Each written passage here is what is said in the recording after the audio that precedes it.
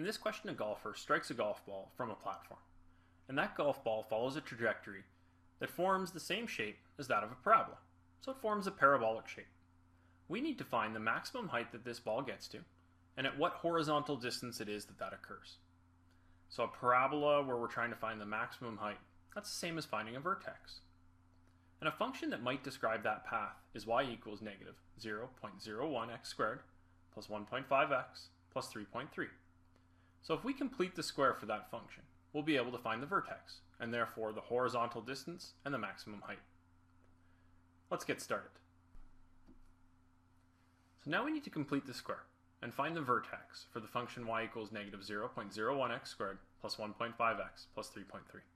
And the first thing that we're going to do is isolate our constant, moving it to the outside of a set of brackets. And we're going to factor out the negative 0.01. So when we do that, we get that negative 0.01 on the outside of the brackets, and we're left with x squared minus 150x. And on the outside of the bracket, we got that constant all by itself. So now we're going to ask ourselves, what's half of negative 150? So that's negative 75. And what's negative 75 squared? And that's 5,625. So we're going to add a positive 5,625 and a negative 5,625. Now in doing so, we're going to want to get this negative 5,625 to the outside of the brackets.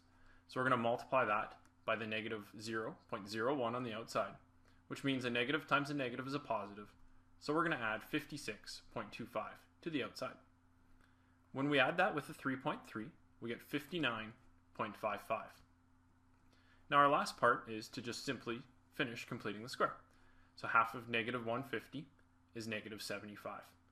So we're going to get y equals negative 0.01 times x minus 75 all squared plus 59.55.